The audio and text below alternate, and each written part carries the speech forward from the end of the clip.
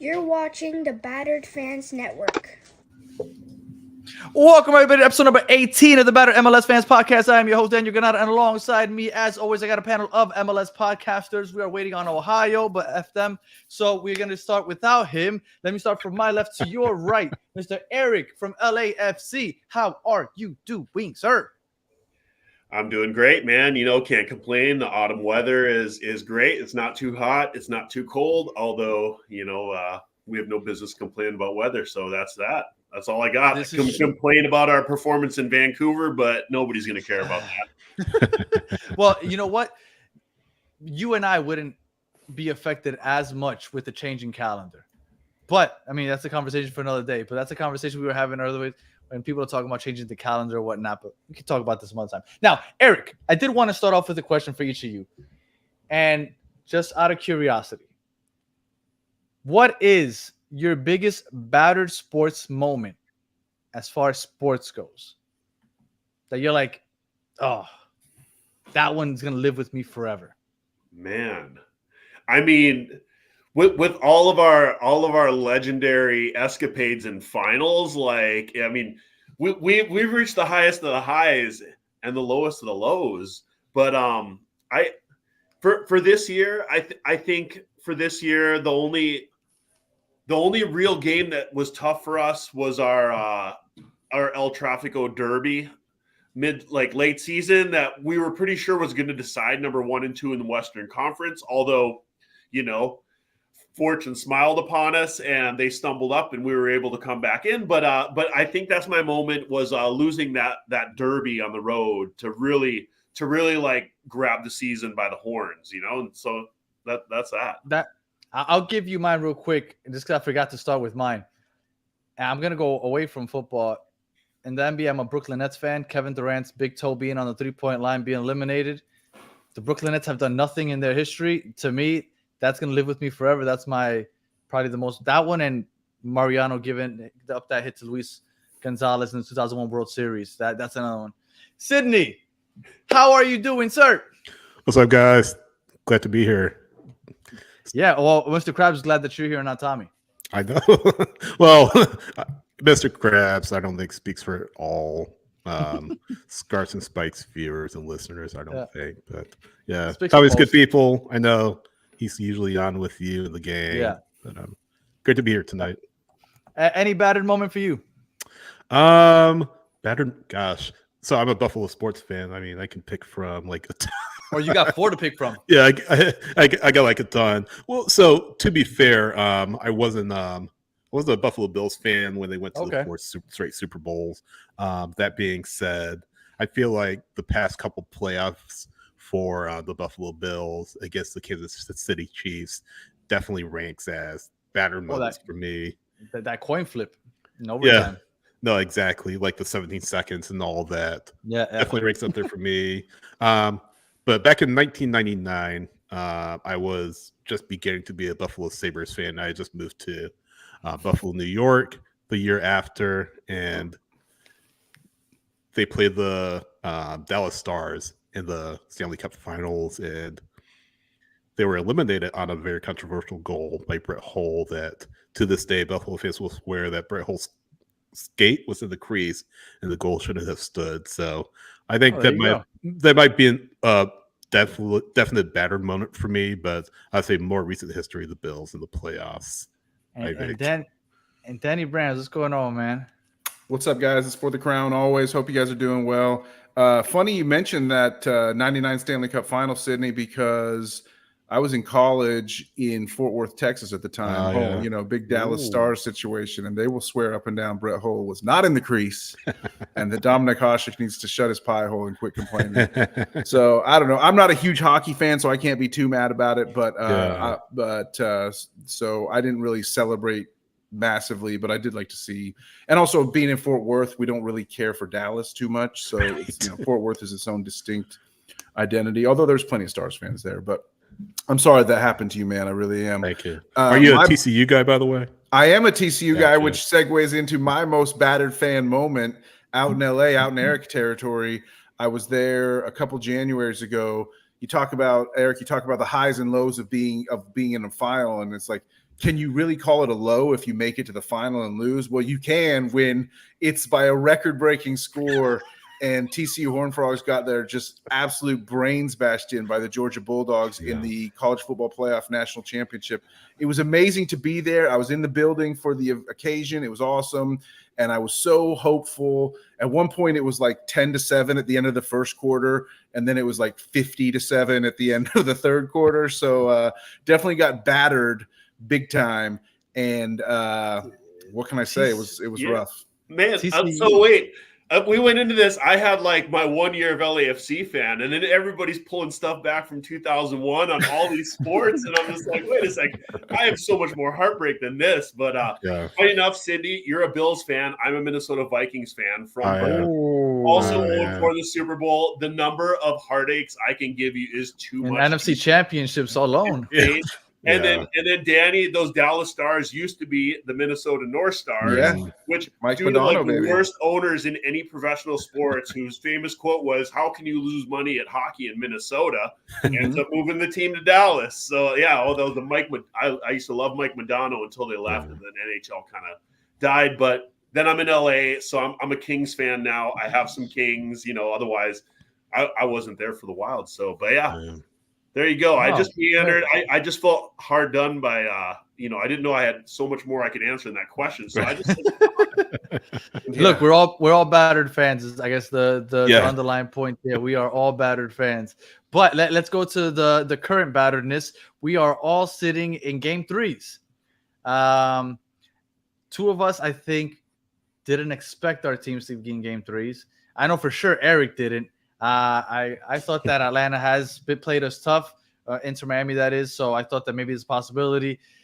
Eric, you wanted Vancouver, and your team is the only team that wasn't able to pull it off in the first 2 games in the West Coast. What the hell? Yeah,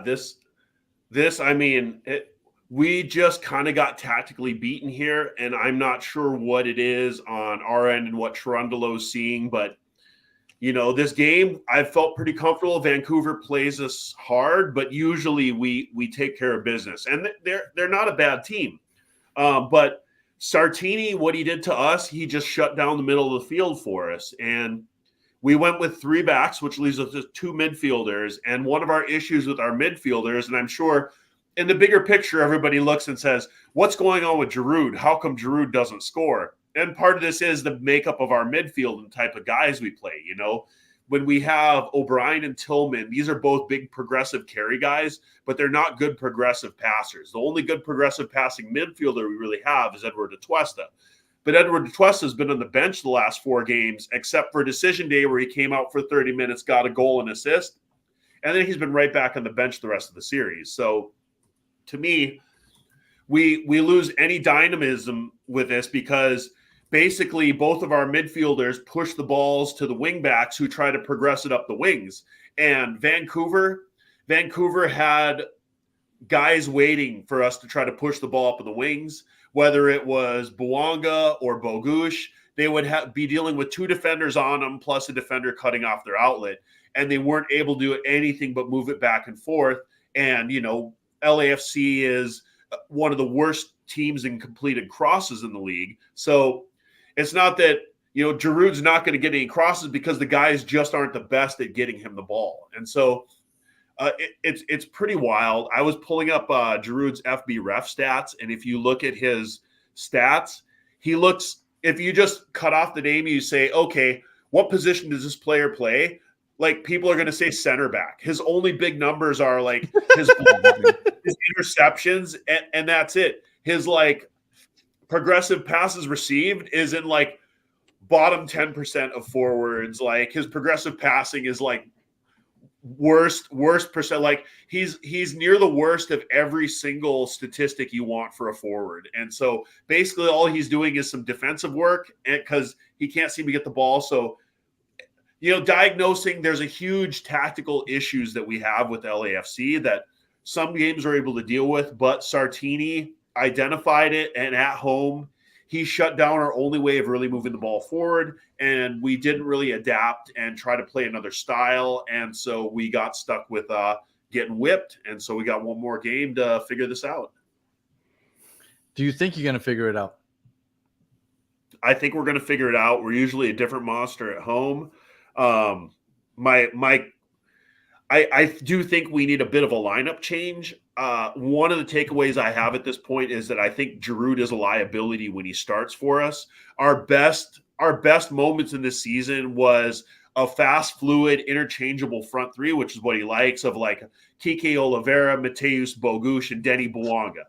You know, young guys, they can all press, they all have engines, and they can all go. Like Giroud, his pressing's gotten better, but he's not a counter press guy, which is what we thrive on. So having a quicker guy up there, it helps our press. It helps put more pressure on other teams in their third, which is what creates turnovers, which is what we feast on. So I think that if we can change our lineup out a little bit like that, if we are able to not start Giroud on the bench, I think we have a much better chance at this game. If they bring out the same guys with Giroud up front, Bogusz, like not a lot of speed up front, I think we could run into trouble again. And if we have to chase a game, we're going to be in big trouble. I know you've said it that you feel like Giroud was a 2025 signing. Yeah, I still feel that way, you know. And again, Giroud needs better passers around him. He needs more progressive passers. And, you know, O'Brien is a fantastic 8, like the guy runs, but a lot of our guys, they're just scared to make those hard passes up the middle. You know, I saw on the first leg, Tim Tillman would have Oliveira made like 6 really good runs on the wing. And Tillman just didn't have the confidence to put the ball up there and let him take it. You know, he kind of let him run, turned, and passed it back to the center back, and they recycle it around. So it's kind of just like possession with no good intent. And if you look with at no LAFC, purpose. when we trail in possession, those are the games that we win. When we have possession, usually we lose those games. And so lack of creativity is kind of putting us in this box right now, and that's what Toronto needs to fix coming out into this next game. And to that point, you had 56% of the possession in this game. So Ryan Gauld is gonna do what Ryan Gauld does.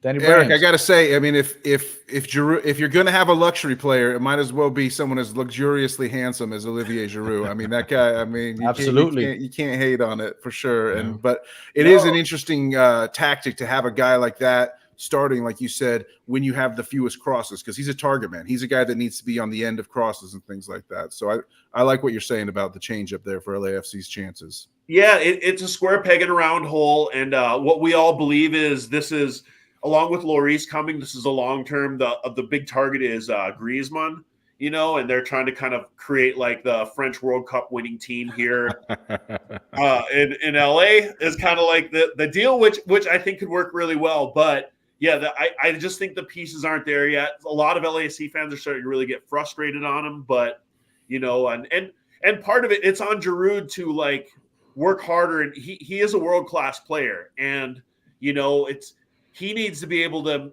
make his game a little more dynamic, and I think that's something he hasn't had to face yet. And so this, I think, is on his end something that he needs to work on. He needs to do his part. Like any relationship, you can't just blame one side of it as much as attractive as you'd like, you know. So I think it all comes to that. But to the people that are really frustrated, I'm like, 2025, I think, is going to be a year where he gets really threatening. And you know, the last thing I'll say is if he does not, he becomes the next Higuain. And, you know, I put that out there too. Well, Higuain, once he had a service, somebody to get him the ball, he ended up playing much better. Once Pozuelo was there for half a season, all of a sudden he picked it up right before he retired. So, do you remember his quote? He thought, I'm going to go to MLS and play with a cigar in my mouth? He's like, I thought I could play with a cigarette in my mouth in this league.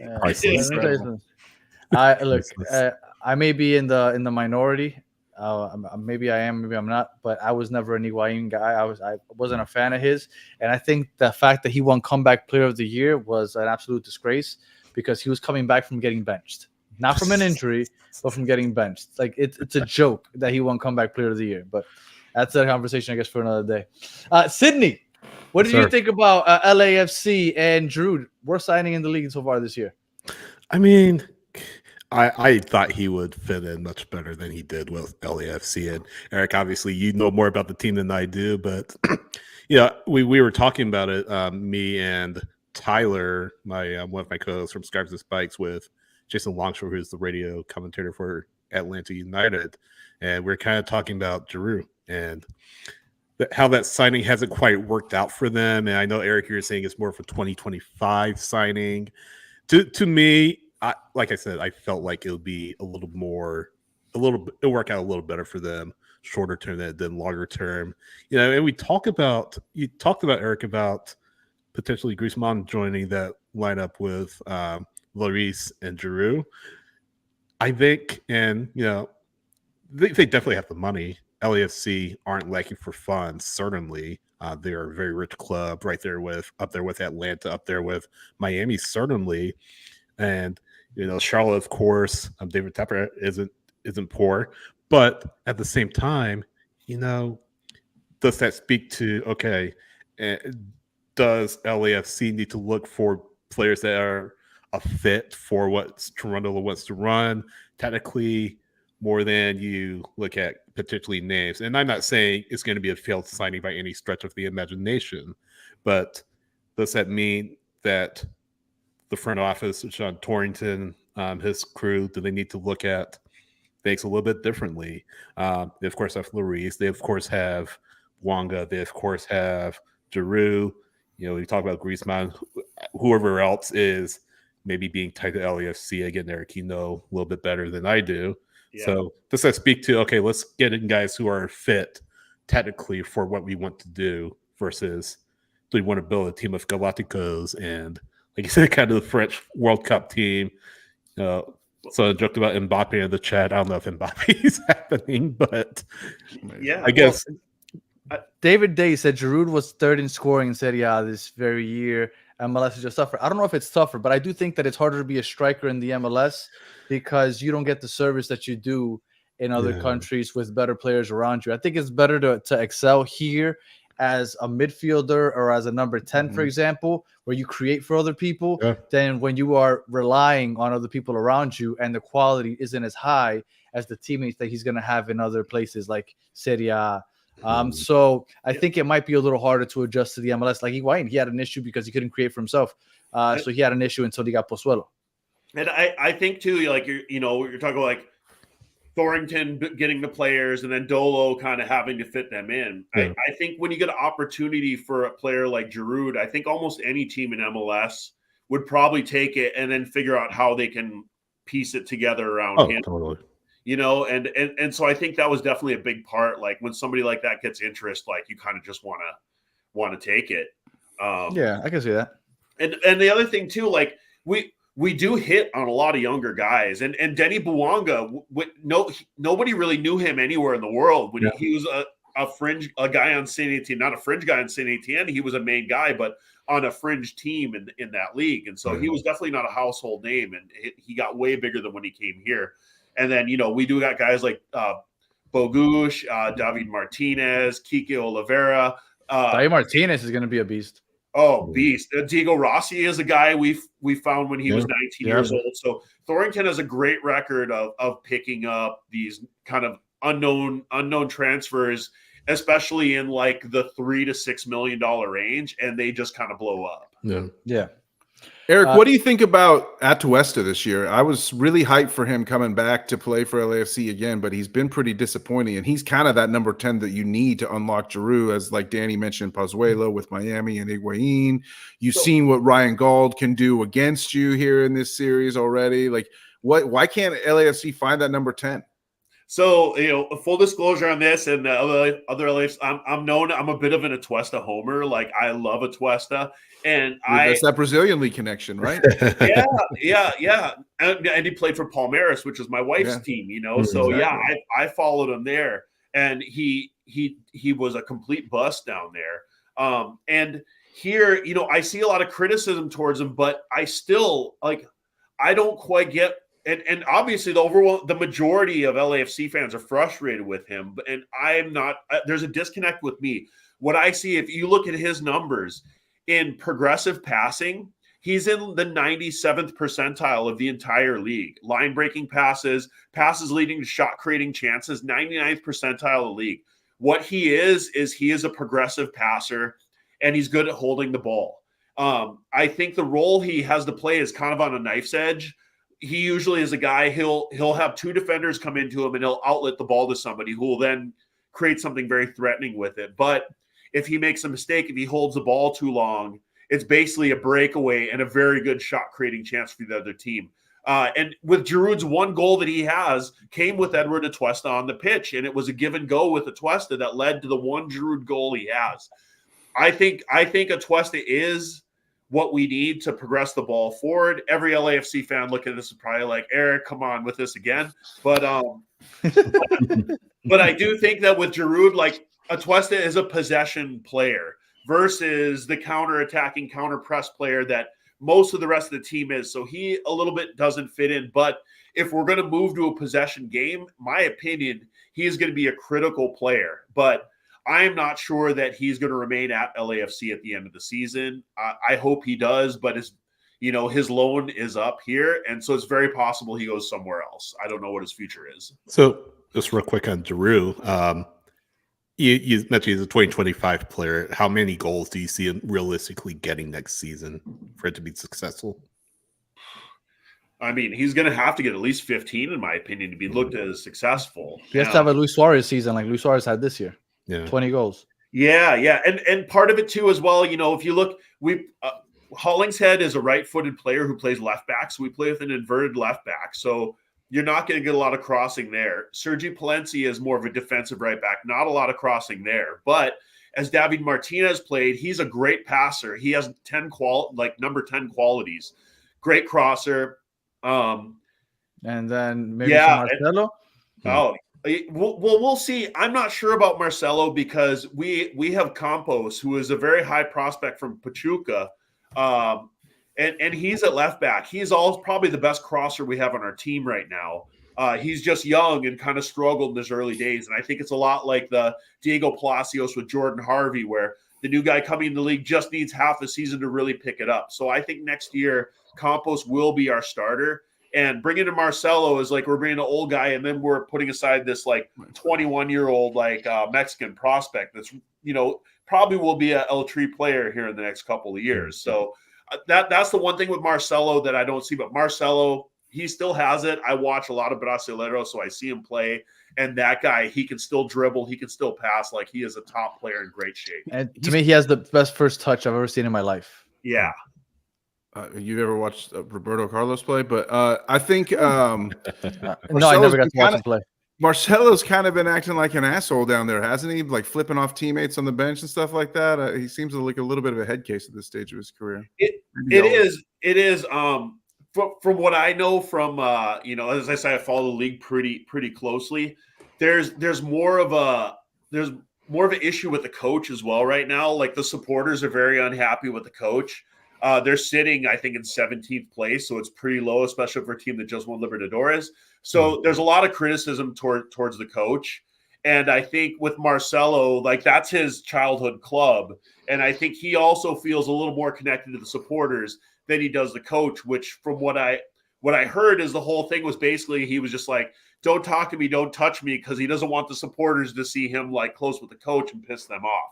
So this is what I heard that it was kind of all about. This is just rumor, but interesting. This is what the incident was about. Well, I know he told them to just get your ass back to the bench. Yeah, and then the coach is he's like, oh, is that the case? Then you can go sit down, and, and that's that. All right. Danny Brams, talking West Coast playoffs. Any other three series surprise you? Seattle, Houston, 2 PK shootouts, basically. Kind of what I expected. The two or we could have called that one as the most boring series in the first round. For sure. 100%. Those defenses, it was going to be a boring series, but I thought it would go 3. I thought if any of those were going to go 3, I thought it was going to be that one. Me too. RSL Minnesota, big upset. Didn't see that one coming, and then the Galaxy one. I thought that's what Vancouver and LAFC was going to look like. Minnesota is the Minnesota RSL series wasn't as surprising to me because Minnesota had that vibe of they had to be playing hard. They had to sort of be finding their form to just get into the playoffs. Yeah. And then RSL had kind of, sputtered out. Chicho Arango, Eric, I'm sure was happy to see Chicho's fall off in the second half of the year since LAFC just let him go for nothing. No, we love it. But Chicho had been, an MVP candidate up before the All-Star break, and then absolutely he scored no more goals after that. I like Arango as he's a really fun player to watch, but I just felt like RSL kind of was limping into the playoffs, even as a number 3 seed, and Minnesota was kind of peaking. So it wasn't super shocking to me. Minnesota's social media team really went hard on the troll on RSL also, by the way, so I kind of got caught up on that for sure.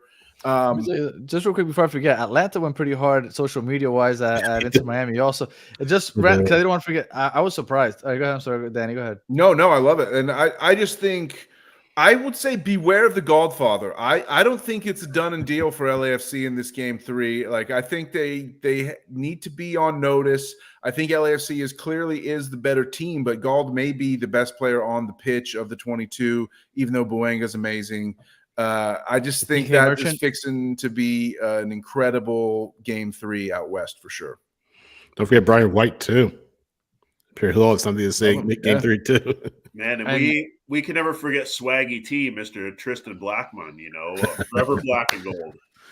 Well, and it starts off the weekend too, because that's the first game of the weekend. It's on Friday night, 10:30 p.m. Eastern. So that should be a fun watch.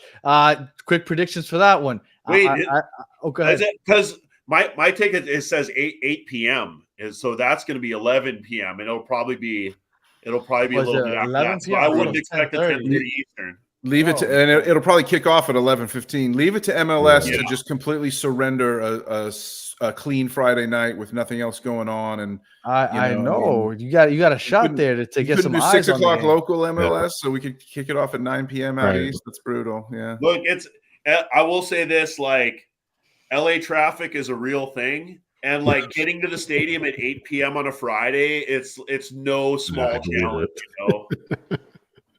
Well, just get off that LA freeway.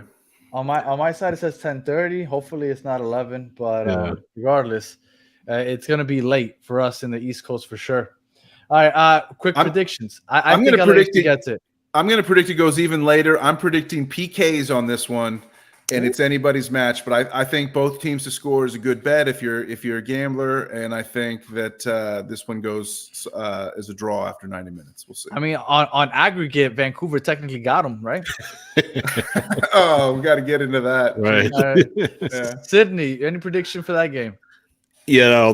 That 3-2-5-2 is going to be very hostile on Friday night, and Vancouver definitely have the chip on their shoulder. They've really taken on the identity of Vinny Sartini, really the best one of the best personalities among coaches in MLS today. That being said, I think LAFC are just a better team right now, and that's nothing against Vancouver, but I think LAFC closes it out at home. Yeah. And I mean, I think I know where you're going with it, Eric, but just in case. My score prediction, against Nickelback superfan Vinny Sartini. I think we're going to take care of business. I think we're going to put them down 3-0. And I'm assuming that we're not going to be naive like we were last time, and that Toronto is going to have them ready to play a do or die game, or a mata-mata, as they call them in Brazil. I'm looking forward to that game. I'm glad that it starts off the weekend. It's going to be late time. Yeah. All right, and then we move over to the East Coast.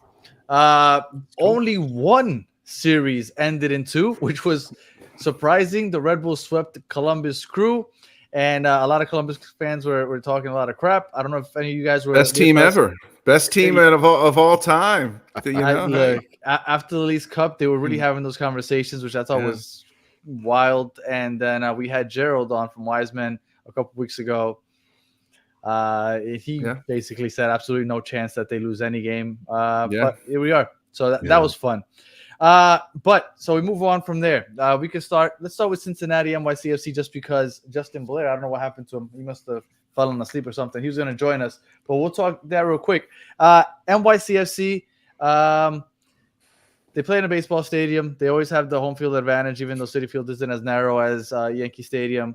They're a tough team to beat at home. I kind of figured that this one might go 3, just because I thought NYCFC would win at home. Mm-hmm. But I think Cincinnati at home takes care of it. I just think Cincy's the better team, even though NYCFC has come on late in the season. Danny Brand, what do you think about the NYCFC Cincinnati? I don't know what it is. I'm just I'm in the mood for upsets this tonight. I just everything I'm looking at, I'm seeing upsets everywhere I go, and I really like that. I think when we did our playoff preview episode a couple weeks ago, I think I predicted that NYCFC would win this series, if I'm not mistaken, and so I see no reason to change that. I was calling out Cincy as the team that I wish that Charlotte could have been playing instead of Orlando. Yes, I do remember that. I think Santiago Rodriguez is the man. I think they make it happen, and I think NYC finds a way to pull it off. I think Cincy is gonna. I think that I really like Cincy to just make a mistake. I know Lucho Acosta is the man, but I'm gonna take New York City in this one.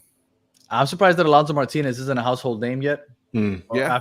After what he's done over the last couple of months, and I think that if he has a big game and they somehow win, I think he becomes that because he's been balling over the last couple of months. Sydney, what do you think about the Cincy NYCFC series? Well, I mean, you look at FC Cincinnati; they're just in dreadful form to close out the regular season, and the goal they scored at home to beat NYC was, I don't say a fluke goal, but a little bit of an accidental goal off the head of Yamil Assad. NYC, as expected, won at home. I think this will be a close one at TQL. They didn't just win at home though. They won handily. They made it look easy. They just showed that they can play with these guys, whether it's on a baseball field or not. No, absolutely. Just two really good goals, and then of course Santi scores from the spot to pretty much ice it in stoppage time. But we mentioned Alonso Martinez heating up. We mentioned Santiago Rodriguez heating up. You of course have those Freeze. guys, Mr. Freeze. Yeah, absolutely. Right. Absolutely. Matt Freeze. Matty Ice. Terrific season. I wouldn't really wouldn't put it past NYCFC to take one on the road. TQL Stadium hasn't been the fortress that it's been in past years, not even close this season. Cincinnati, even if they do get out of this series, I don't see them getting far. I don't see them getting past the next round. That being said, I do see NYC taking this one probably by a 2-1 score line. They maybe score. Okay. I think Cincy levels it, but I think NYC get one in the second half too. So both of you guys see a Hudson Derby. Yeah. That would be interesting. Eric, You're gonna NYCFC three. Three. All right. I think NYC they've been pretty consistent all year in a tough upper half of the East. And I think Cincinnati just has not recovered mentally from their Western Conference defeat last season. They're just not the dominant team. Like last year, that team dominated the East, and this season, it's they're still a really good team, but they're not that team that I feel like everybody's really scared of. They look very beatable right now, and they have quality players, but that if you shut down one man, you pretty much neutralize them. So yeah. I'm just not sure they're going to have the answers for that. And NYC, they just have looked really hungry lately. All right, yeah. Well, NYC was looking to be a top 4 seed. If it wasn't for Orlando and Charlotte both getting really hot to the end of the year and NYC just stumbling, I think they could have been hosting. So they're kind of a sneaky 6 seed. It's a little bit unflattering for the quality that they have. Well, I don't know. I don't see Cincy losing at home. Or Costa Orellano's been playing great. Cubo, I don't know. Look. It's up in the air for me. It's hard to pick a winner with this one and the Orlando Charlotte series. To me, I think that those two are going to be a really tough games, and I guess we could jump straight into that. Sure. Danny Brams, your boys. So go for it. I called out Houston, Seattle as being, everyone knew that was going to be a boring series over on the West Side. I think everyone probably could have, I got to own that a little bit for my own club, because I think everyone would have called Orlando Charlotte as a chance to be a boring series, because Charlotte just plays really defensive. They play very pragmatic. Orlando is an explosive team that is fairly high scoring. They're one of the highest scoring teams in the league, I should say. But Charlotte, you knew, was going to come out and try to kill these games. They definitely did that. Orlando was able to score 2 on the. Charlotte played really, really tight in the first match in Orlando, and they were very unorganized, and so that's why Orlando, I think, was able to put 2 goals up. But Charlotte never looked like scoring. Karol Swiderski had almost no touches in the offensive zone whatsoever. No one on the team did. And Orlando just played with their food in that one. That Charlotte was never threatening at all in game 1. Game 2 here in Charlotte, magical night. Put most likely the last home game of the season, but we'll have to see about that. It was much more organized. And even though it wasn't a whole lot livelier, even though the scoring chances were never much better than in game 1, the defense was much better. Facundo Torres was neutralized. I thought the game plan was great. I don't necessarily think Charlotte was playing for penalties, but I don't think they were upset to see it go to penalties. And because we got the goalkeeper of the year, we've got the best goalkeeper in the league, Christian Kalina. I sent you a link earlier, Daniel, if you want to bring it up, that I just think is kind of funny. This is an article. When was the last time you saw Forbes magazine, the kind of a business money magazine, writing about sports? I do think they have some sports coverage, but MLS in particular is kind of wild to see Forbes covering it. And this article is like how Christian Kalina might single-handedly ruin MLS's playoff format because he goes in depth. Yeah, there it is. Like, he could break MLS's playoff format. This writer, Ian Nicholas Quillen, who is a real well-written article for sure, goes into depth about how it's not fair because if this was a regular season, 3 games, and it was an Orlando win and then 2 90-minute draws, that would be 5 points versus 2 points. But because of this format, Charlotte was able to, all wins count the same. And, he went into how if Charlotte was able to advance via PKs here again, that it would be sort of an indictment on the league, and the league would be forced out of embarrassment to change their system. I don't know. I mean, the system is what it is. Our coach criticized this system before any matches were even played, so it's not like we're trying to make this happen necessarily. This is the system we've been given, and everyone. It's like when people complain about the weather in a match. It's like, hey, both teams had to play in the same weather. So, I think that Charlotte will not necessarily play for penalties again, but I don't think they'll be sad to see it go to penalties. I think the match has potential to be another boring one. And Eric, I see you just like losing your mind over there. So what's your response to that article in Forbes? I think it fails to take into consideration that the location of the games is based on the seeding. These aren't two leg aggregate rounds, which would basically eliminate like any seeding advantage that you have if you just play 2 legs with the aggregate. Correct. And so a lot of people we're just not like the rest of the world with how we deal with this game, and that's just how it is. Like, we're really more based on the NFL model, which is a successful sports league in this country, and so it's not a horrible thing to model it after something that works here on a game that's needs to be more popular here. So yeah, I feel like critics are trying to have it both ways because they're saying, oh, well, if you do the aggregate thing, then that doesn't give the home the higher seed enough of advantage. They need that 3rd game at home to like truly get the advantage of their higher seed. But now all of a sudden, situationally, you get, because of the way the results break, all of a sudden now this isn't fair to the higher seed either because they don't get credit for their aggregate lead and stuff like that. So it's kind of we would be down like 5-2 on aggregate right now if that. But again, it's a best of 3 series. That's much more like watching baseball or something like that. Or playing this. Both teams have to play in the system. So I'm not a fan of the 3-game series. I've just for the simple fact that it takes 16 days to finish the first round.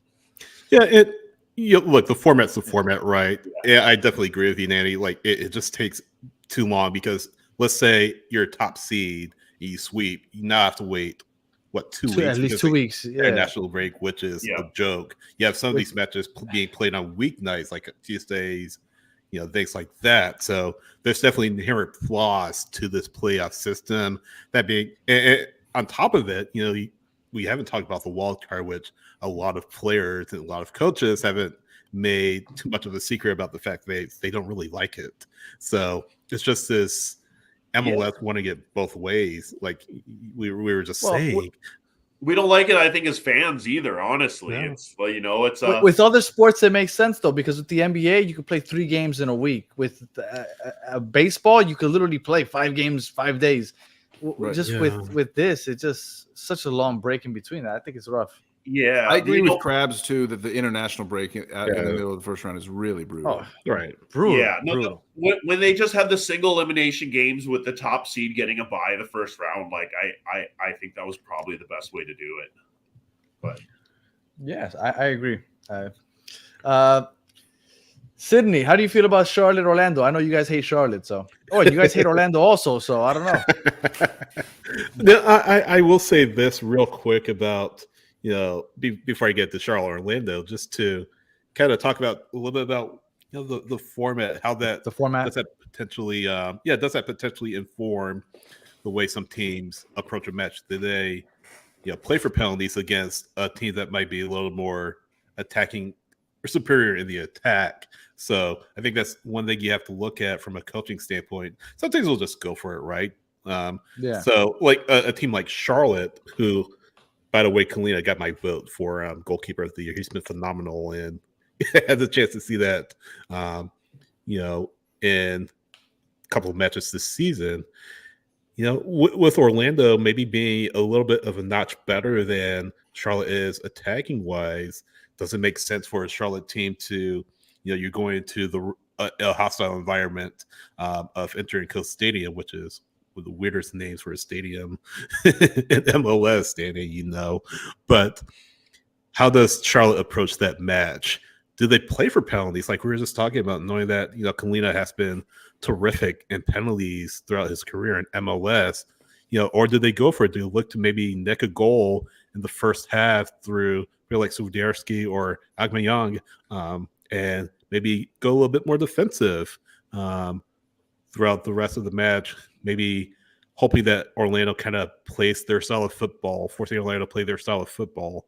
Or do they just kind of go for it and look to just bury Orlando, take them out of the match early? So I'm interested to see what Dean Smith, what his approach is for Game 3. Does he kind of stay with that defensive style of play that he favors, it seems like, and looks to maybe get it to a shootout? Or, like I said, does he try to take the crowd out of it? And I think it's an intriguing match. I think whoever comes out, whatever this conference semifinal is on this side of the bracket, will be very intriguing. There's a possibility you see Miami, Orlando, Miami, Charlotte. If Atlanta gets through, those are 2 teams that, Danny, like you said, definitely rivals. So I know Miami would rather Charlotte win. Assuming Miami wins, they would rather face Charlotte than Orlando.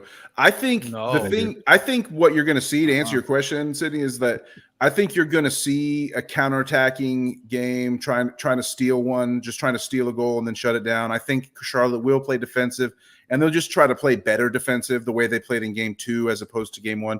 This is actually Game 5 between these 2 clubs on the season. They played twice in the regular season, obviously being in the same conference. And both the games that were in Orlando, both in the regular season and in Game 1 of this series, Orlando won 2-0. And they say it's tough to beat a team 3 times. At some point, hopefully Charlotte has figured this out, and they are going to be able to. They didn't give a bad account of themselves in either one. The goals were kind of scored in little spurts, and Dean Smith even said, we were good for 80 minutes, but we were horrible for 10 minutes, and that's why we lost. And he basically said a variation of that phrase after both losses. So I think shutting them down, the 0-0, Orlando never really threatened in Game 2 here in Charlotte. I do think home field matters, but I almost feel like Charlotte finally found something as far as a way to slow down and hopefully shut down Facundo Torres.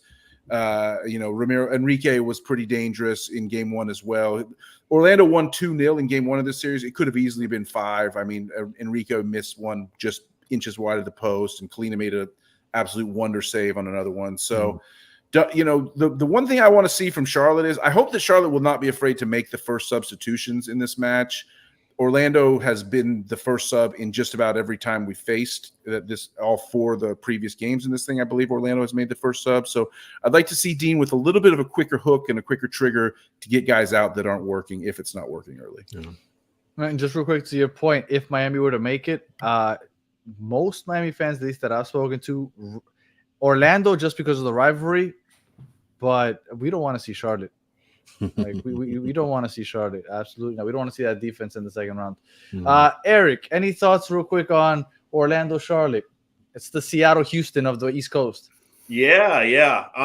And there I don't have a ton of like emotion towards any team over there. Yeah, of course. So I think with me, Orlando seems they're a pretty streaky team with their attack. I mean, they're kind of an attacking team to me, and Charlotte is a defensive team. So I mean, you have kind of a pretty classic battle that's about to happen. And I think to me, it seems like this game is going to be whoever can control their nerves better. I think if Charlotte can shut down Orlando's attack and Orlando just can't make that magic happen, the longer they stay off the board, the more chance. I think if it goes to penalties, I think Charlotte will take it. Oh, so do I. I think Lafc sucks. I don't know. This is what I'm going with. I think a team like I said, like I think their job going into this is just to shut down to frustrate Orlando, basically. And I think if you can frustrate them all the way to the end of this and go to penalties, part of that is just going to be built up like they're going to feel like we just can't do this. But on the other hand, I think if Orlando gets a goal and they take that lead, I think there's a good chance they break it open, and that's going to be that. So I really think it's all going to come down to that first goal and when it's scored, and that's it. That's kind of how I see it. I don't have a ton of knowledge on these teams, but from what I've seen, that's kind of what I feel.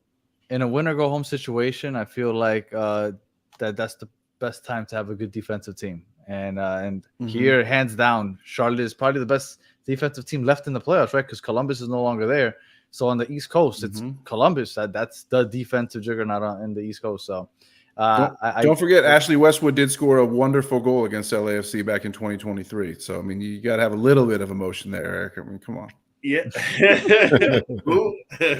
Our captain, thank you very much. All right. And by the way, if you don't know Ashley Westwood, I would say get familiar. The man. Yeah. I'm gonna get familiar. He had the most distance covered of anyone in the league this year at 33 years old, coming off of reconstructive ankle surgery 3 years ago. Did he? Yeah. Hey, I like it. I like it. Dean Smith, I thought if I didn't get it, I thought Dean Smith should get Coach of the Year. Because I think Dean Smith He'll get votes. Yep, he'll get votes. Nancy got eliminated in the first round. He might get it, so we'll see. All right. Do you want to touch on that real quick? Columbus Nancy couldn't even keep his team from shitting all over themselves in Mexico. Yeah. Nancy heard you, and he shut off your lights. Is what happened. Amazing. What time? I was very surprised with the Columbus result. Yeah. When they went to PK, I still thought that they would somehow pull it out. And I mean, I don't know what that team has coming up, because I think there's a chance that Cucho goes off somewhere else in the winter. I don't know what Nancy has in store coming up next year. Any thoughts real quick on Columbus and even the Red Bulls? I mean, I don't think the Red Bulls, I don't look at them as a dangerous team moving forward, but I mean, well, maybe. I'm surprised. I think as a neutral, that's been the best playoff game that has happened. Well, that second game, that was that game was just, man, like had so much drama in it. It was great. I think Red Bulls after that. No, who wants to play the Red Bulls now? I think when they're firing, like they're firing. Yes, yeah. I mean, I'm looking at this screen and I see two different paths that Columbus could travel after having won MLS Cup last year. You talk about what LAFC has done since they won it 3 years ago and continued excellence, continued dominance. Then you look at what Atlanta has done, where they have just completely blew the whole thing up and hired Frank DeBoering and through their whole franchise. Almost got the MLS Cup though. Down the tubes after winning the MLS Cup. So is Columbus going to go the LAFC way or the Atlanta way? I'm not 100% sure on that one. I'll jump in and say, Frank DeBoer was a win away from MLS Cup, and he won US Open Cup. So, but he just killed the vibe, man. He killed the vibe of the club. It's been all downhill since then. Hindsight is 2020. I feel like a lot of fans during the Pineda years were yearning for DeBoer. I bet they were. At least he won trophies. But going to Columbus, I mean, one thing you have to look at is they have a new GM. After Bespatenko left But their current GM, and his name is slipping my mind, I don't know, but their current GM was under Bespatenko. I think it's a tall or something like that, or fall. But he's familiar with the culture. He's familiar with the team already, and I would like to think that he's wise enough to know that the team may have some needs to take care of in the off season, and I think it'll be a reloading situation more than a rebuilding situation for Columbus. I think they're a class organization. Just so that dynasty is over. There's a young American player over in the English Championship, center mid, that they could go get. This guy named Aiden Morris. I think he would really help them out. So that's one of the things, I was talking, Tyler and I were talking about with Jason. They never really found a way to replace Aiden Morris as we went to Burrow. So I think that's one thing they need to address. Nagby, of course, he's there. He's not going to be around forever. If he goes overseas, who fills in for him?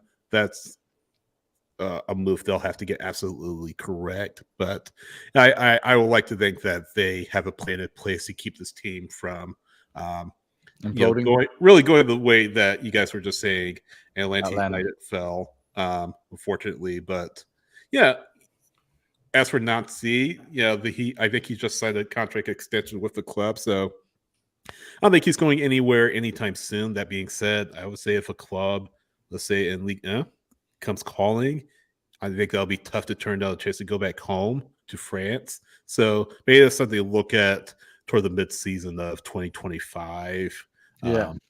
So that'll be my main thought with Columbus. Eric? I kind of wanted to ask all you guys that, if you thought that Nancy was gonna finish the next season or even start the next season, because he'll start it. Yeah, he'll start it. Usually, I remember Patrick Vieira left NYCFC. They were, I want to say, first or second in the league, and then he just randomly went up and left, because that is one of the few reasons, right, that it makes sense to switch the calendar, because when you have so many people moving from here to Europe or from Europe here, the whole starting in the middle of the season, whether you're starting here or over there, it is kind of weird. And I could see Nancy moving away in the middle of the season, next season. I can argue against that too, though. A lot of times when coaches will shift mid-season as well, so sometimes it's not like it's a clean off-season hire all the time, especially I think with MLS, because just as we are trying to develop players, I think another path of that is developing coaches as well. And so if a team has a need and it's a step up, they're just going to be gone. But and kind of speaking of developing coaches, you have Courtois, of course, in Montreal. He's on that Nazi tree. You have I forget the assistant's name with Nazi and Columbus, Kwame Poker, I believe it is, something like that.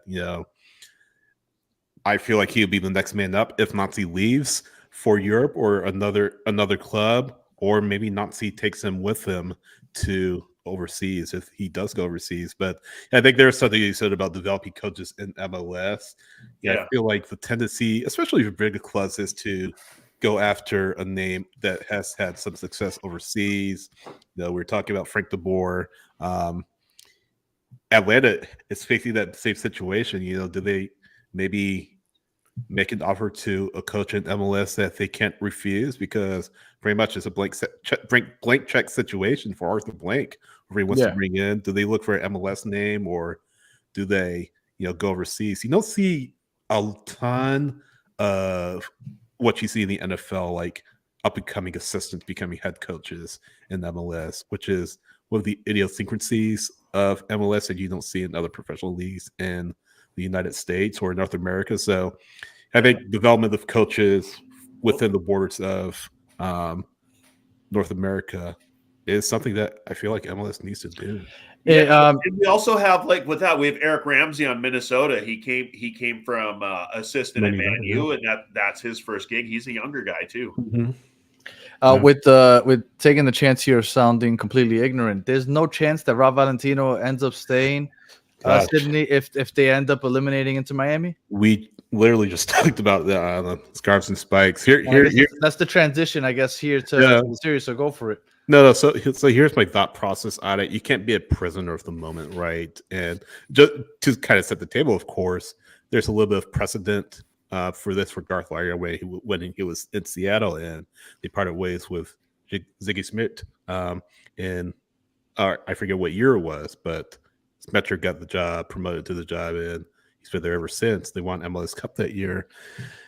It's not the same situation for Atlanta this season, and I see Omer saying I'm a Rob hater. I don't hate Rob Valentino. I think he's done a terrific job with Atlanta United, given what he's been given to work with.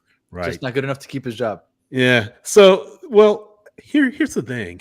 I think if they beat Miami on Saturday, Mm-hmm. you have to have a much bigger discussion around whether it makes sense to keep him in 2025 and beyond. It's a risk because you're taking a chance on someone who has never been above an interim head coach in MLS, who is a lifetime assistant essentially. So it's a bigger risk than say bringing in the Patrick Vieira, who has had at least some success in NYCFC. But the question you have to ask with that is, he had very good players at his disposal.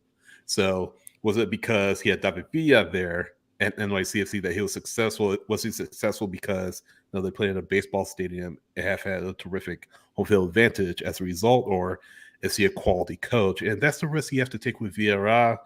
And certainly the risk you take with Rob Valentino is, if he fails, have you set your club back? So there needs to be a measured discussion around whether you keep Rob Valentino. I think that discussion ramps up even more if they win on Saturday. And the farther they get, is there a certain, obviously if he wins MLS Cup, I think absolutely you can't do it right. But is there a certain okay, he makes the Eastern Conference Final, all right, then maybe it should be seriously considered, or is there a certain level or They went MLS Cup. I mean, he obviously there. Right.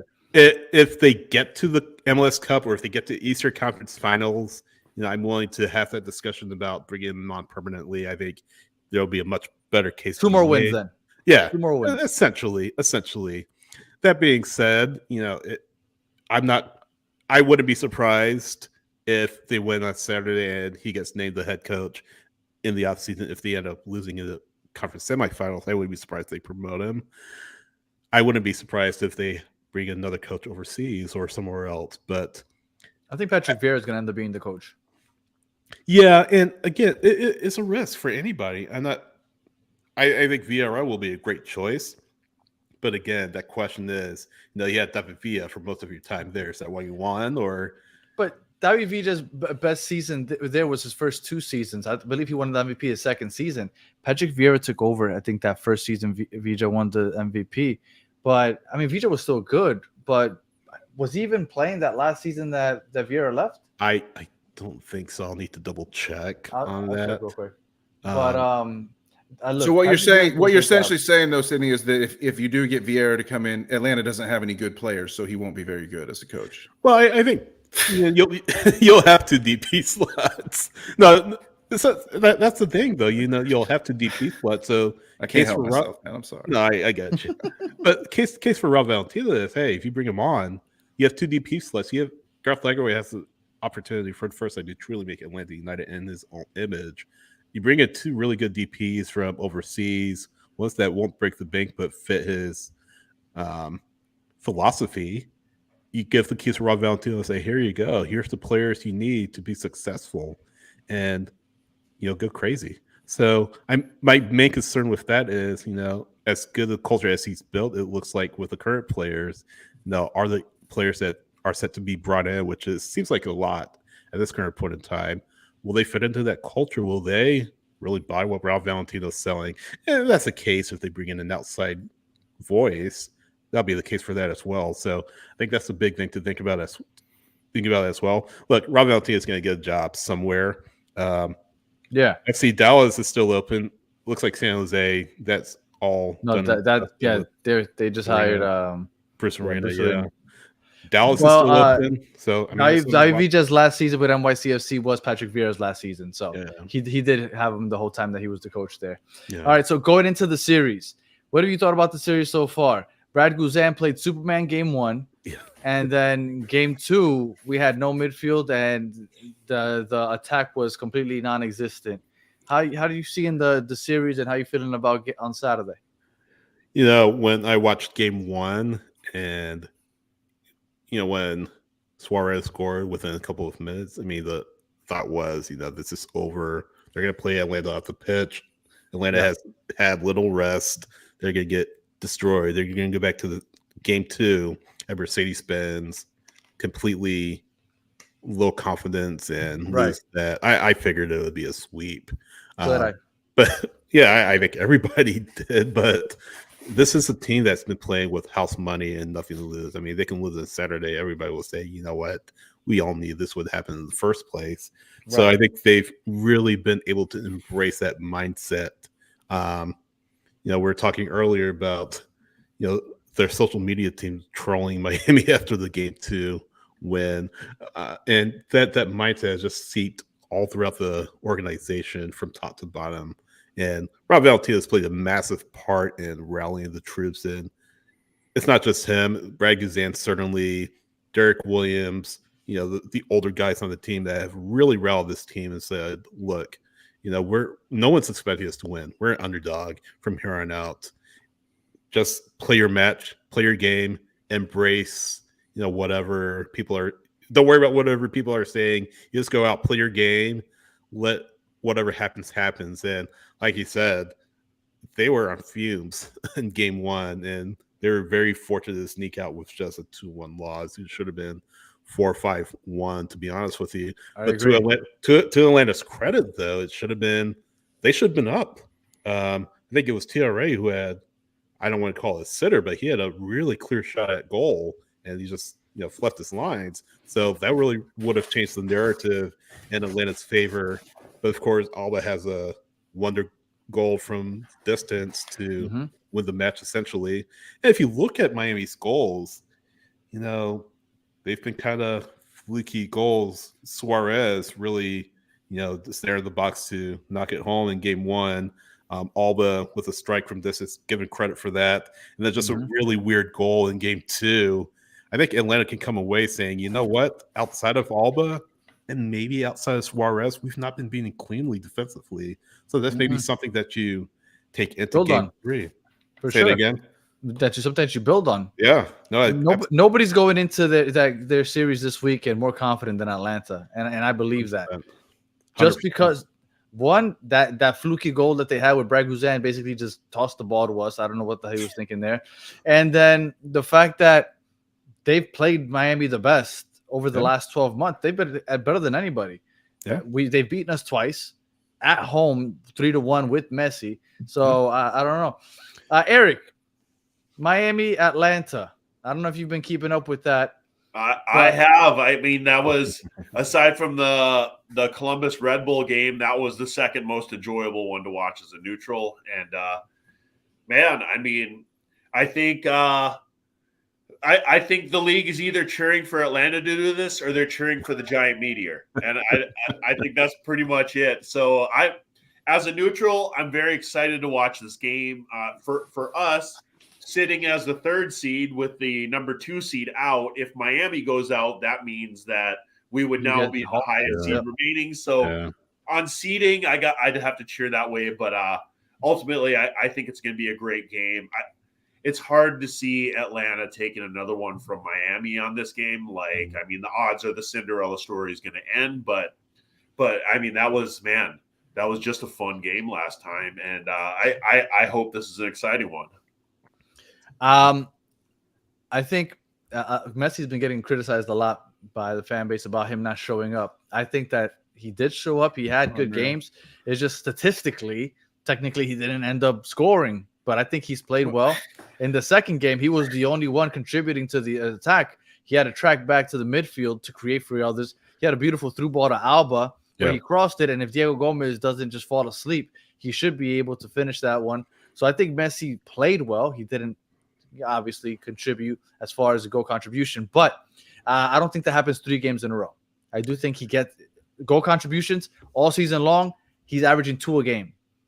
For him to go 3 games in a row without one, I think it's not going to happen. So I definitely think he'll get something, especially at home. This team is a different team when they play at home. So I'm not saying 100%. Obviously, Atlanta somehow kryptonite or whatever, but I do. Obviously, if I had to put my money on it, I think Miami won't lose 2 games. They haven't lost 2 games in a row since Messi's been here, so I don't see that happening now. Danny Brams, what do you think? First off, how dare these Miami fans criticize Messi? I mean, what in the hell? I'm not talking about La Familia. I'm not talking about La Familia, but what I think that you, Danny, and Chris, and some of the other like hardcore, the Miami fans who used to go, to the matches when they sucked horribly. This is what happens when you let a bunch of fair weather fans come join your posse, is that they start doing outlandish things like criticizing Leo Messi in this situation. Absolutely insane. Actually, those fair weather fans actually don't criticize Messi. They criticize everybody around. They say that those players around him don't deserve to breathe the same air as Messi. Right. Yeah. Exactly. Suarez guy. Yeah. Also, I think Redondo definitely fouled Guzan on the setup. No, he did. He didn't touch him. It's got to be a whistle there for me. But I really want Miami to win this because I want Charlotte to be the team that eliminates Messi from the playoffs. I don't want Atlanta to be the ones to do it. So I will be wearing my my Messi hat on Friday night after Charlotte gets done dispatching with Orlando. I can't wait for Miami to absolutely steamroll the 5 stripes in the nightcap. It's going to be a hell of a night. I thought you'd be on Team Giant Meteor. I'll say this. Blue Meteor, baby. Let's go. I'll say this, though. I mean, the frustration is definitely there for Inter Miami. I mean, you guys all pressure's there also. Yeah, absolutely. I mean, they thought this series would be over by now, and they thought they'd be resting up and waiting for Hurricane of Orlando, Charlotte, and you can see it on the players' faces. On Saturday night, just the shrug of the shoulders. Players, having to go at each other. So I wonder how that plays into things on Saturday. I feel like Messi does get involved. I mean, he's too good not to. I mean, that's understating it vastly, but I think he does get involved. And I think Atlanta will just need to just handle the moment. I mean, they can't get lost in the lights. I mean, that's going to be stadium's going to be jumping. There's going to be some nervous energy to it, but the stars will be out, of course, like they always are. From Messi and co. People watching around the world to see if Messi can get through, or if he crashes out with Inter Miami. So pressure's definitely on Miami, but I think Atlanta can't let the moment get too big with a chance to really slay the Giants and I would say make a name for themselves in MLS history. Well, I thought this series was over for several reasons. One, that they dominated game 1. I didn't think Brad Guzan would have a second performance. I didn't think that they were going to just completely disappear. And second, Brooks Lennon and Gregerson both injured. I was like, Jordi Alba should be eating up on that left side. Like, in every aspect possible, I thought that this series would be completely over. I did not think that would go to 3 games. I did not think I was going to have to pay for parking again. I did not think I was going to have to pay for tickets again. I thought that it was going to be a nice 2-3 week break, but here we are. And just real quick, just wanted to get your opinion on this. I got a lot of slack an hour ago on our show when I said that because I've been on here and I've said plenty of times on our show, at least, if they don't win the MLS Cup, although it's a huge disappointment, I can't say it's a complete failure, disaster, because when it's single elimination, anything can happen. Charlotte could play great defense, whatever. But if you lose in a 3-game series to the 9th seed, it's a disaster, an absolute disaster. And you guys agree, right? I'm not being overly dramatic because I think it's a disaster. If you don't win the I'm not sure where those fireworks are coming from. I think Miami's cup or bust. Yeah. Yeah, but anything short of the cup is kind of a disaster, I think. Yeah. You don't think that it's worse to lose in a series, though? Because it's absolutely it's even worse. Yeah, but it's worse. It's worse than losing in the conference finals. It's worse than losing in the conference semifinals. Right. Losing a series. Yeah. If the shoe were on their other foot, if Atlanta were in that situation, I definitely say the same thing. Because to lose 2 out of 3 when you have the team that you have and the expectations that you have, come on, man, that's ridiculous. All right, well, I really wanted to thank you guys for joining me. As always, you guys are awesome for taking the time to join. I'm gonna put you guys up here so you guys can let everybody know where you are and where they can catch you. Eric, my guy, I forget, Josh, who is it? Josh. The lookalike. You are the lookalike. Anthony Kiedis. Oh. Yeah. Oh yeah, Josh Hartnett. I was Josh Hart. going to say Ike 90s Barinholtz guy. from FTV. But yeah, Eric Hallstrom. You can find me on Twitter at Eric Hallstrom. I also contribute to Territorios MLS, which is a lot of Brazilian / MLS stuff as well. So Oh, cool. yeah, Awesome. Sydney. You can find me at SH Wrights on X. I'm also at Sid H Soccer on Instagram. And yeah, I'm with Scarves and Spikes. We're live every Wednesday night, 7 p.m. Eastern time. We have also an MLS show as well. On Mondays at 7 o'clock too. Mondays at 7 p.m. Yeah, and yeah, follow scarfsandspikes.com, scarfs the letter N, spikes on X, and Scarfs and Spikes on Instagram and Threads. There you go. And Mr. Krabs, Sydney over Tommy, 100%. All day. Fuck Tommy. Fuck Tommy. All right. And Danny Brams. Well, when I'm not sitting in this black void of nothingness, and when my light's not turning off, when I criticize Will Fernandes' preparations for CONCACAF, check out Charlotte Soccer Show on YouTube. We do have following on all the other social channels, but YouTube's where we like to live the most. John Hayes is my co-host. We do a lot of reaction shows and preview shows.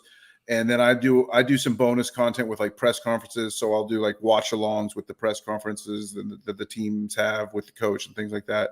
Call it decoding the presser, sort of like this is what they're saying. And then I say, well, this is what they actually mean and stuff like that. So check out all our videos. We got a lot of shorts on there also that I like to make. I love editing shorts. So check out Charlotte Soccer Show on YouTube, please.